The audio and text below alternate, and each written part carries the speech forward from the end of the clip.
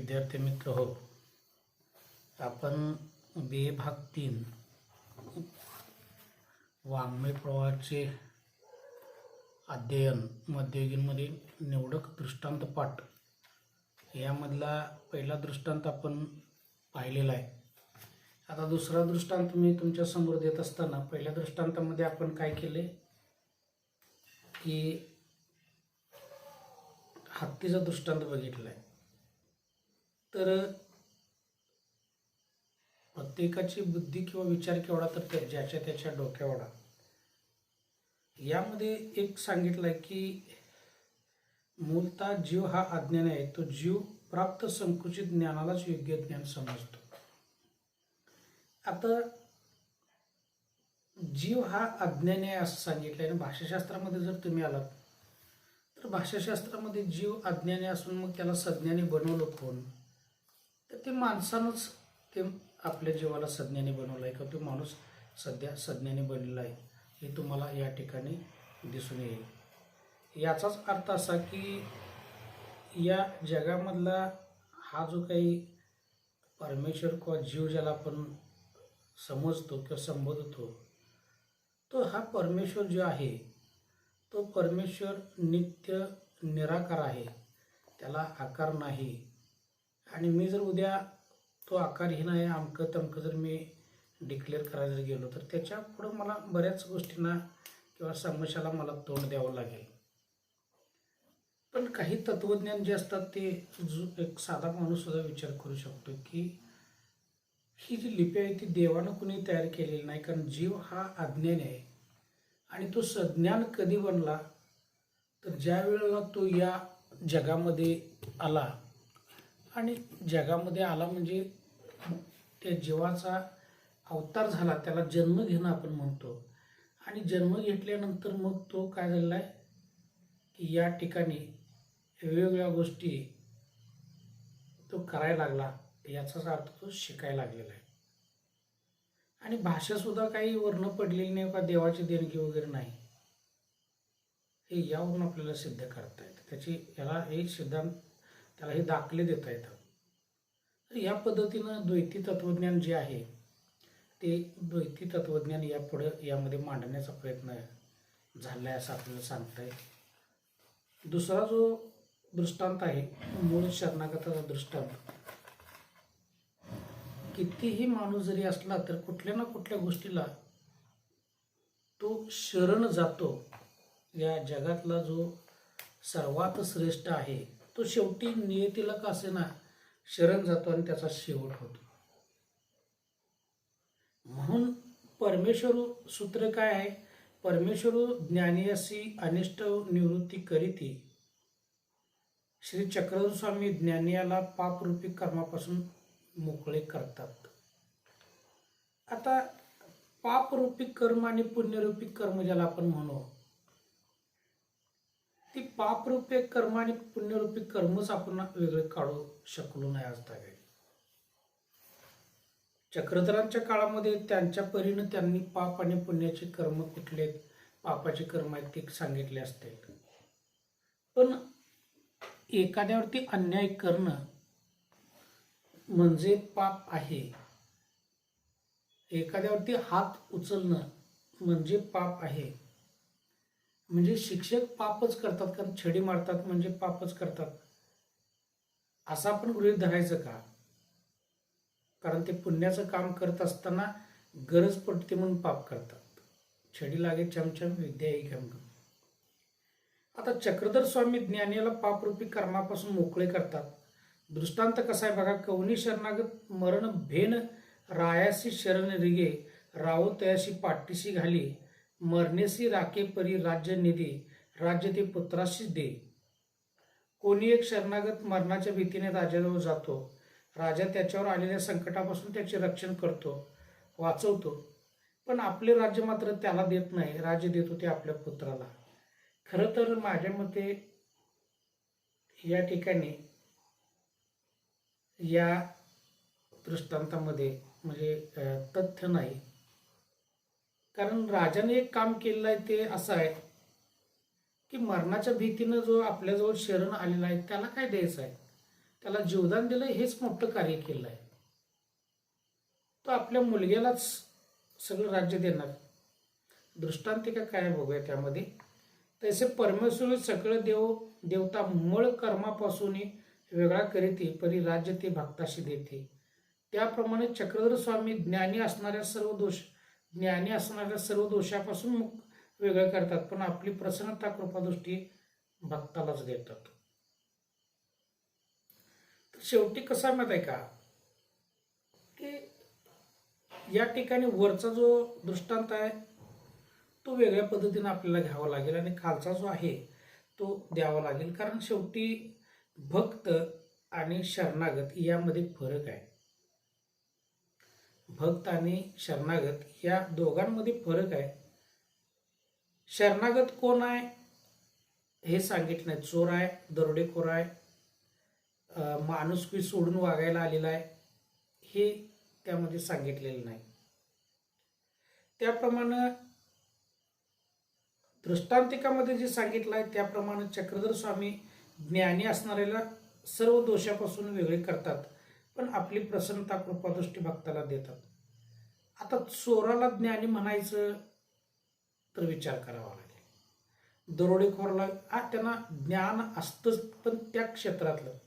पण आपला इथं ज्ञानी म्हटलं तर सर्व ज्ञानी असा आपण विचार करायचा त्याचा. तर थोडेसे गोंधळात टाकणारे हे आहेत, पण आपण त्याचा विचार करायचा नाही. तर या ठिकाणी चक्रधर स्वामी ज्ञानी असणाऱ्याला सर्व दोषापासून वेगळे करतात, पण आपली प्रसन्नता कृपादृष्टी भक्तालाच देतात असं ते म्हटलं आहे. भावार्थ त्याचा आहे की महानुभाव संप्रदायाचे तत्वज्ञ द्वैत आहे. कारण येणारा आणि रक्षण करणारा, शरण येणारा आणि रक्षण करणारा हे दोन्ही घटक वेगळे आहेत. कारण जो शरण येतो तो माणूस आहे आणि रक्षण करणारा हा गुरु आहे. हे दोन्ही घटक वेगळे त्या दृष्टांतात लक्षात येतात. चक्रधर स्वामी यांचा मुक्काम पैठण परिसरात होता. शिष्य नातोबांना निमित्त करून हा दृष्टांत त्यांनी सांगितला. कोणत्याही गोष्टीसाठी संपूर्ण समर्पण निष्ठा असणं गरजेचं आहे, हा महत्त्वपूर्ण विचार या दृष्टांतात येतो. आता या ठिकाणी कोणत्याही गोष्टीसाठी संपूर्ण समर्पण आणि निष्ठा असं सांगितलं आहे. तर शिवाजी महाराजांच्या वेळेला एक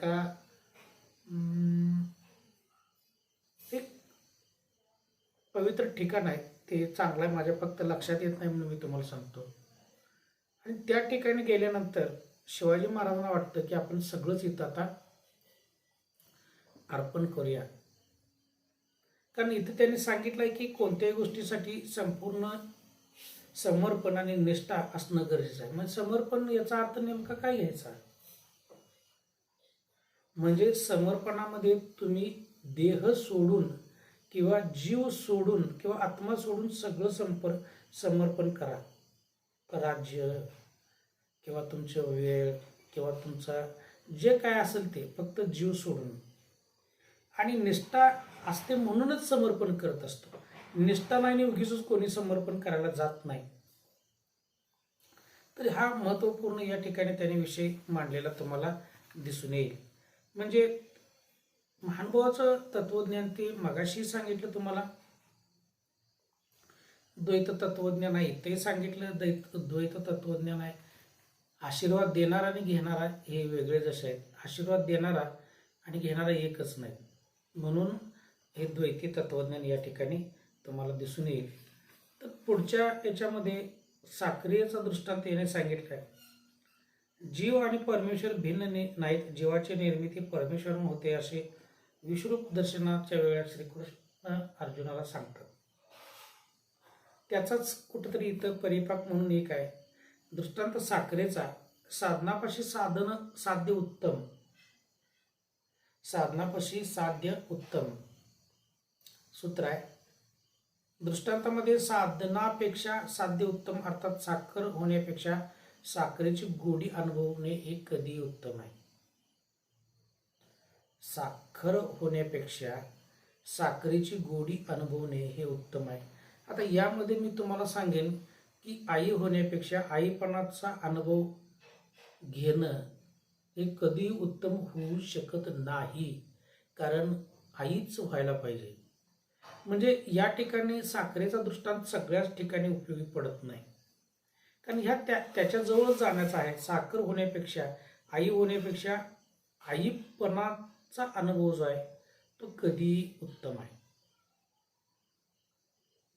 तर या सगळ्या गोष्टी या ठिकाणी मी आमच्याजवळ सांगितल्या आहेत. साखर होण्यापेक्षा साखरेची गोडी अनुभवणे हे कधी उत्तम आहे. मग इथेही दोन अर्थ निघतात याचे. आई होण्यापेक्षा आईपणाचा अनुभव जो आहे तो आई न होता कधीही उत्तम, असं याचा अर्थ होतो. आणि नुसतीच आई होण्यापेक्षा आई होऊन अनुभवून घेणं हे महत्त्वाचं आहे, असा याचा अर्थ निघत नाहीत. ठीक आहे, आपण इथं जो अनुभव आहे तो बघूया. साखर होईचे ते निके की साखर अनुभवीचे ते निके. साखर व्हावी ते चांगले की साखर अनुभवी ते चांगले. तसे ब्रह्म होईजे ते निके की ब्रह्म अनुभवणे ते निके. त्याप्रमाणे ब्रह्म व्हावे ते चांगले की ब्रह्म अनुभवावे ते चांगले. मानव पंथाच्या तत्वज्ञानाच्या दृष्टीने जीव आणि परमेश्वर जे आहेत ते भिन्न आहेत.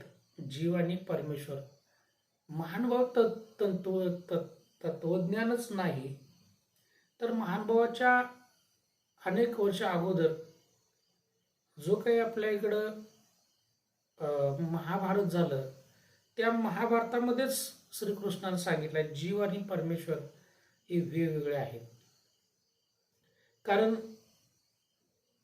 त्या व्यक्तीमध्ये जीव ओतण्याचं काम परमेश्वर करतोय, त्यामुळं जीवाशिवाची भेट आपण असं म्हणतो.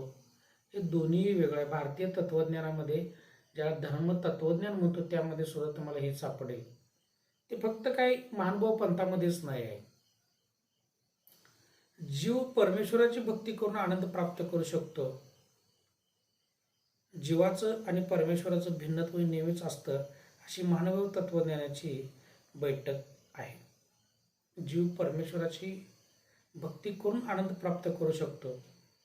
तर या ठिकाणी आपण उलट म्हणू शकत नाही की परमेश्वर जीवाची भक्ती करून आनंद मिळवू शकतो. तर त्या परमेश्वराला, जीवानं परमेश्वराची भक्ती केली की आपोआपच त्या परमेश्वराला त्या जीवापासून आनंद मिळत असतो. कारण ऐश्वर्य योगमध्ये ते परमेश्वर म्हणतो की तुम्ही माझ्याकडे येत असताना भक्तिभावानं या. ज्या वेळेला तुम्ही माझ्याकडे येताय त्यावेळेला तुमच्याकडे काहीही माझ्यासाठी आणण्याचं नाही. म्हणजे मंदिर किंवा ठिकाणी परमेश्वर आहे असं आपण म्हणतो, तर त्या ठिकाणाला तुम्ही नतमस्तक होत असताना तुम्ही काहीतरी नेलं पाहिजे, त्यावेळेस तुमची भक्ती पूर्ण होते. आज असं हिंदू धर्माचं तत्वज्ञान सांगतं. किंवा अनेक ठिकाणी मग तत्वज्ञान सांगत नाही तर मग लोक वेडे आहेत का, मग का नैवेद्य वगैरे ऊद कापूर किंवा काहीतरी घेऊन जातात. मी कायमस्वरूपी काही जे देवधर्म करणार आहेत हिंदू धर्मासारखेच, तर ते कधी उदबत्ती ऊद कापूर काहीही नेत नाहीत. आपलं रिकाम्या हाताने जातात. त्यांचं जे काय मंदिर काय काय आहे ते पूजेचं ठिकाण आहे, त्या ठिकाणी ती पूजा करतात आणि येतात. त्याच्यामध्ये उदबत्ती सुद्धा नसते, कापूर नाही, तेल नाही, वात नाही. हे सगळं नसताना ते भक्ती मात्र हिंदू धर्मीय जेवढे करतात त्याच्या कितीतरी पटीनं चांगली करतात असं आपल्याला भासतं. मग नेमकी भक्ती कोणाची चांगली आहे? आता काही वेळेला जातीवाचक नावं घेतल्यानंतर लोक करतील. तर मुस्लिम समाजामध्ये बघा की जे काही नमाज पडायला जातात, नमाज पडणं म्हणजे त्या अल्लाला शरण जाणं. आणि ते शरण जात असताना प्रत्येकजण त्या मस्जिदीमध्ये जात असताना कोणाच्या हातात ऊद आहे, कोणाच्या हातात कापूर आहे, कोणाच्या हातात उदबत्ती असं किंवा साखर आहे किंवा अन्य नैवेद्य आहे का बघा. मला तरी काही तसं जाणवलं नाही, कारण माझ्या गावामध्ये ती संख्या नसल्यामुळे मला त्या गोष्टी माहीत नाहीत. तर विशिष्ट वेळेला घेऊन जाणं वेगळं आणि दररोज जाणं. तुम्ही जर हिंदू धर्मियांचं जर उदाहरण बघितलं तर दररोज ते मंदिरामध्ये जात जर असतील तर दररोज रिकामे नाही, किमान उदबत्ती एक घेऊन जातील पण ते जातील. आणि परमेश्वरानं तर तुम्हाला सांगितलंय की तुम्ही रिकाम्या हाताने या, ज्या ठिकाणी तुम्ही येत असताना तुमच्या हातात काही नाही म्हणून तुम्ही जर संकुचित होत असाल, तर एखाद्या झाडाचं वाळलेलं पान जे आहे ते तुम्ही भक्तिभावनं उचला आणि ते मला अर्पण करा, मी पावन होतो, असं तो परमेश्वर परमात्मा म्हणतो. त्याची गरज नाही, कारण नामस्मरण भक्ती हीच सगळ्यात श्रेष्ठ भक्ती आहे असंही म्हटलेलं आहे.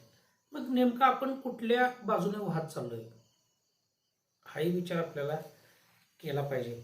आणि मी जरी या समाजाला ओरडून सांगितलं की अरे भक्ती तुम्ही नामस्मरण भक्ती करा, मंदिर मस्जिदीची काही गरज नाही, तर लोक मला वेड्यात काढते. तर या सगळ्या गोष्टी जेव्हा आपण बघतो त्यावेळेला जीवाचं आणि परमेश्वराचं भिन्नत्व नेहमीच असतं. म्हणून अशी महानुभाव तत्वज्ञाची बैठक आहे. साखर व्हावे ते चांगले की त्यातील गोडी अनुभवावे ते चांगले, त्याप्रमाणे स्वतः ब्रह्म होण्यापेक्षा ब्रह्मांची अनुभूती अनुभवणे चांगले. म्हणजे हा जो दृष्टांत आहे, माझ्या मते हा दृष्टांत संपला आणि या दृष्टांताचा वापर सगळ्याच ठिकाणी तुम्हाला करता येणार नाही. असंच मी म्हटलं की साखर व्हावी ते चांगले की त्यातील गोडी अनुभवावी ते चांगले, आई व्हावं ते चांगलं की आईपणाचे अनुभव चाकावे, आई कशी असते निरीक्षण करावं का, तर हेही नाही. आणि म्हणून या सगळ्या गोष्टी या ठिकाणी तुम्हाला दिसून येतील. म्हणून साखरेचा दृष्टांत जो दिलेला आहे तो साखर होण्यापेक्षा साखरेची गोडी अनुभवणं हे कधीही चांगलं असं त्यांनी म्हटलं आहे. यानंतरची पुढची लीळा जी आहे ती पुढची लीळा अशी आहे की दृष्टांत सिंध राणे याचा, पुरुष आपले करणे करितांसा तेथेच कीर्ती ते पावे, सत्यार्थ प्रकटे. मनुष्य आपले कर्तव्य निष्ठेने करत असताना त्याला त्या ठिकाणी कीर्ती प्राप्त होते, सत्यता पुढे येते. आता हे तत्वज्ञान सगळीकडेच लागू आहे की कोणतीही गोष्ट तुम्ही जर तुमच्या आत्मविश्वासानं आणि तुम्हाला वाटतं म्हणून जर तुम्ही करत असाल तर त्यातला अनुभव जो आहे किंवा ती गोडी जी आहे ती फार वेगळी असते. मी असं म्हणेन की ज्या वेळेला तुम्ही एखादं काम करत आहात आणि ते करत असताना जर का तुम्हाला मी सांगितलं की हे असं असं करायचं नाही, हे असं असंच केलं पाहिजे, तर त्यामध्ये तुम्हाला आनंद वाटणार नाही, तुम्ही आनंद घेणार नाही. एक बळजोरी म्हणून तुम्ही ते काम कराल, त्यामध्ये तुम्हाला कुठल्याही बाबतीतला रस वाटणार नाही.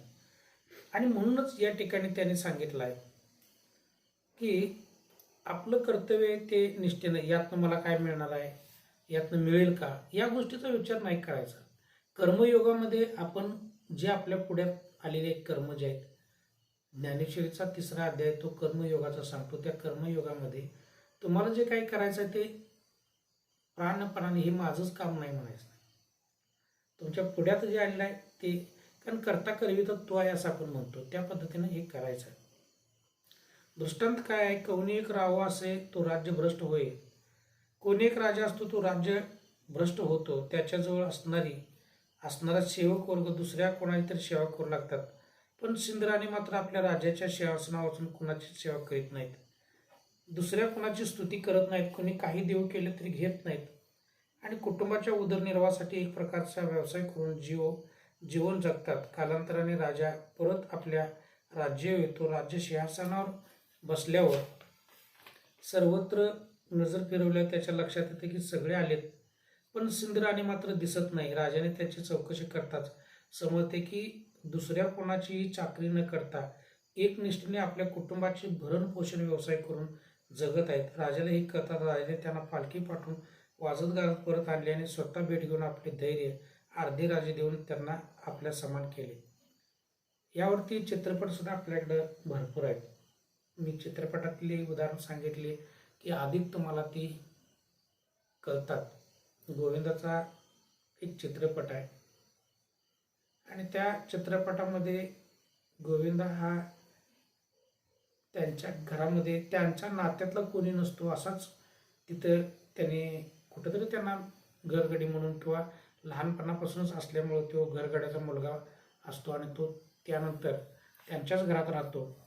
मग तिन्ही मुलं भ्रष्ट निघतात. भावाच्या इन्स्टिट्यूट डोळा असतो, बहिणीचं लग्न वगैरे नाही, इथून बघितलं आहे. आणि शेवटी त्या चित्रपटाचं मला नाव काय आठवत नाही, पण शेवटी काय होतं की हा तिथून निघून जातो, हिरो होतो आणि मग त्या घराची निलामी वगैरे या निलामी ते स्वतः दुसऱ्याकडे त्या घराचा निलाव बोलतो, घर जातं, सगळं जातं, हे दुसरीकडे राहतात आणि मग परत तो त्या घरामध्ये त्या सगळ्यांना आणतो, कारण तो एकेकाळी यांच्याच अन्न खाल्ला अन्नाला जागतो. असं हे सगळं कथानक फिरत राहतं आणि मग शेवटी या गोष्टी ज्यावेळी आपण बघतो त्यावेळी एक गोष्ट मात्र आपल्याला ते दिसते, ती अशी की खाल्लेल्या मिठाला जागणं असं म्हणतो. त्याच पद्धतीने इथला जो सिंदराणा राजा आहे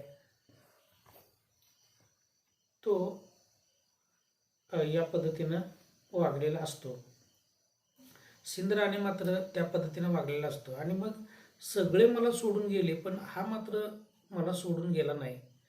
आणि मग जो माझ्याशी प्रामाणिक आहे त्याला शोधून आणतात आणि त्याला अर्ध राज्य देतात. या अशा अनेक घटना आपल्याकडं बघायला इतिहासामध्ये आहेत आणि वर्तमानामध्ये सुद्धा आपल्याला अशा काही गोष्टी काही तुरळक दिसून येतील. म्हणजे त्याचप्रमाणे संपूर्ण समर्पण केलेला मनुष्य हा इतर कोणाची चाकरी करत नाही, कोणत्याही मोहाला बळी पडत नाही. आपल्याकडं मोहाला बळी पडणारेच भरपूर आहेत, पण मोहपाशात न अडकणारे आणि मोहपाशाला न बळी पडणारे सुद्धा काही माणसं आहेत. त्यातला सिंदराणे आहे. चक्रधर स्वामी यांनी पैठण ते नागदेवचार्यांना या निमित्तानं हा दृष्टांत सांगितला की कोणत्याही गोष्टीप्रती प्रामाणिकपणा, एकनिष्ठता किंवा किती उच्च पदापर्यंत नेऊ शकतो हे या दृष्टांतात दिसून येते. आपल्या निष्ठा अविचल ठेवल्या तर निश्चित ध्येय प्राप्ती होते. या ठिकाणी तुम्हाला एक 2-3 गोष्टी मला सांगाव्या अशा वाटतात. त्यातली पहिली गोष्ट आहे ती महात्मा फुलेंची. जे का रंजले गाजले त्याशी म्हणे जो आपल्या अलीकडं. त्यांच्यावरती एवढी संकट आली पण त्यांनी दलितांसाठी शाळा, स्त्रियांसाठी कुमारी माता वसतिगृह, तर या अशा काही गोष्टी करून ठेवल्या. शिक्षण मोफत सक्तीचं केलं, त्यांच्या बायकोला शिकवलं, त्याने शेणा मारा. म्हणजे ते दाम्पत्य इतक्या पराकोटीला जाऊ शकतं की चांगल्या बाबतीत की त्याने सगळं सहन केलं आणि प्रामाणिक आणि जे काही त्यांना करायचं आहे ते कधी डगमगले नाहीत. ज्याला कर नाही त्याला डर कसली, एकनिष्ठता होती. शेतकऱ्याबद्दल महात्मा फुलेंनी केलेलं कार्य, स्त्रियांबद्दल केलेलं कार्य, दलितांच्याबद्दल तर विचारच करू नका. म्हणून आज शाहू फुले आंबेडकरांचे फोटो तुम्हाला दलितांच्या घरात दिसतात. त्याच्या पाठीमागची कारण हीच आहे. जन्मानं ते दलित, आंबेडकर सोडले तर कोणीच नाही, पण त्यांनी जे कार्य केलं ते जे का रंजले गांजले त्याशी म्हणे जो आपुले.